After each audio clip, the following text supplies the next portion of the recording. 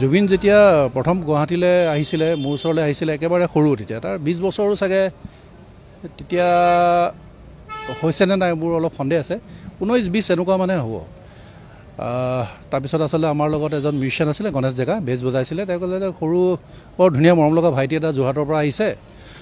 বৰ ধুনীয়া গান গায় তোমাৰ গান চানবিলাকো গায় এই কলেজত আৰু তোমাৰ মানে বজাব পাৰিব নেকি মানে এনেকৈ ধৰণে আৰু তেতিয়া কিবোৰ্ড বজায় খুব ভাল কিবোৰ্ড বজায় আৰু তেনেকৈ মোৰ লগত প্ৰথম কিবোৰ্ড বজাইছিলে আৰু মোৰ এতিয়াও মনত আছে ৰিহাৰ্চেলৰ দিনটোৰ কথাও মনত আছে যিদিনাখন জুবিন গাৰ্গে প্ৰথম আহি পেলাই মই তেতিয়া জোনালী এতিয়া জুবিনৰ যিটো এতিয়া ষ্টুডিঅ' এটা খুলিছে তাৰ ইটো ছাইডৰ গলি এটাতে মই আছিলোঁ তেতিয়া আমাৰ লখিমী পথ আছিলে নেকি নামটো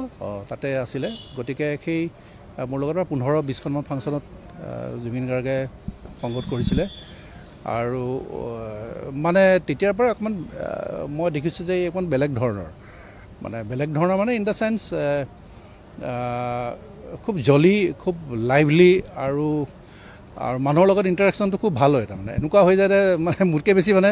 জুবিন গাৰ্গৰ মানুহৰ লগত ইণ্টাৰেকশ্যনটো বেছি ষ্টেজতো যেতিয়া আৰু বহুতে ষ্টেজৰ পৰা মাতো দিয়ে তেনেকৈ তলৰ পৰা পাঠশালাত এতিয়াও মনত আছে মই দেখিছোঁ কি হৈ আছে কোনোবাই কথা পাতি আছে আচলতে বজাই আছে এইফালে কথাও পাতি আছে এনেকুৱা ধৰণৰ কিন্তু এইবিলাক মনত পৰিছে এতিয়া আৰু বহুত ডাঙৰ ক্ষতি হ'ল আৰু মহান শিল্পী আৰু মানে মই এইটোৱে বিচাৰোঁ যাতে জুবিন গাৰ্গ আকৌ অসমৰ মাজলৈ আহক যেনেকুৱা ৰূপতেই নহওক আৰু আমাক সকলোকে আগুৱাই লৈ যাওক সংগীতৰ ক্ষেত্ৰখনতে হওক বা সাংস্কৃতিক ক্ষেত্ৰখনতেই হওক আৰু আমাৰ অসমৰ ৰাইজে দেখুৱালে আমাৰ অকল অসমৰ বুলিয়ে নহয় ভাৰতৰো এইটো কেতিয়াও হোৱা নাই বিভিন্ন চেনেলবিলাকত যিবিলাক ইণ্টাৰনেশ্যনেল চেনেলবিলাকতে হওক বা অন্যান্য বহুতত দেখিছোঁ এতিয়া এইটো লৈ পেলাই বহুত বেছি তেওঁলোকে চৰ্চা লাভ কৰিছে আৰু সকলোৱে দুখিত আৰু অসমৰ মানুহৰতো কথাই নাই আমি সকলোৱে বহুত বেছি মই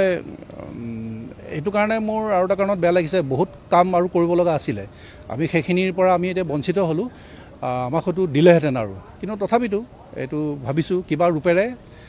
কিবা এটা ধৰণেৰে আহি পেলাই সেইখিনি কামখিনি আমাক চাগে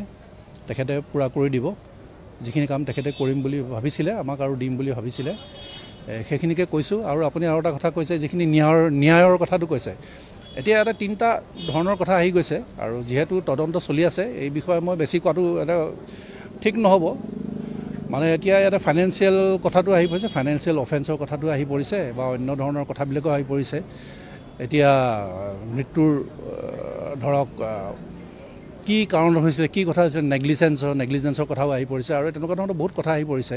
ফাইনেন্সিয়েল এইবিলাক কথাও আহি পৰিছে গতিকে এইখিনি মই ভাবোঁ যে চৰকাৰৰ ফালৰ পৰা খুব সুন্দৰভাৱে তেওঁলোকে আগবঢ়াই নিছে আৰু মই ভাবোঁ আমি ন্যায় পাম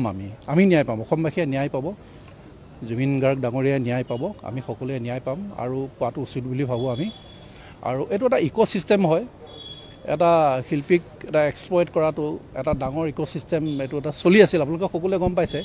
সেই ইক'চিষ্টেমটো যে এতিয়া আমাৰ ৰাইজে গম পাইছে সেইটো এটা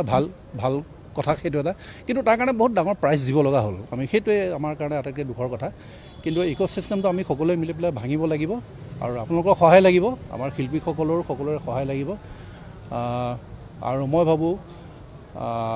সেইটো হ'লে আমাৰ সকলোৰে ভাল হ'ব আৰু শেষত এইটোৱে ক'ব খুজিছোঁ তেখেতৰ যিখিনি কৰ্ম আছিলে সেই গোটেই সাংস্কৃতিক কৰ্মখিনি আদৰ্শখিনিক আমি সকলোৱে আগবঢ়াই নিব লাগিব নতুন প্ৰজন্মৰ ওপৰত বহুত কান্ধত ভাৰ আছে আৰু পাৰিবও আমি ভাবোঁ পাৰিব আৰু বহুত প্ৰতিভাৰ আমাৰ ইয়াতে অভাৱ নাই আৰু সেই পথ জুবিন গাৰ্গ ডাঙৰীয়াই দেখুৱাইছে জুবিন অমৰ হৈ থাকিব তাত কোনো সন্দেহ নাই আৰু মই নাভাবোঁ যে তেওঁৰ মৃত্যু ঘটিলে তেওঁ ভূপেন দাৰ ভাষাৰে ক'বলৈ গ'লে তেওঁৰ সেই মৃত্যু অপৰাজেয় ভূপেন দাই যেনেকৈ কৈছিলে সেই অপৰাজেয় মৃত্যু আৰু যাৰ ছবি লাখ মানুহৰ কোটি মানুহৰ হৃদয়ত সোমাই থাকিব মই ভাবোঁ যে সেইজন মানুহৰ কেতিয়াও মৃত্যু নহয় কাৰণ তেওঁ ইতিমধ্যে সোমাই গৈছে আৰু তাকে ক'ব খুজিছোঁ সেই মৃত্যু অপৰাজেয় জুবিন গাৰ্গ অমৰ হৈ থাকিব ধন্যবাদ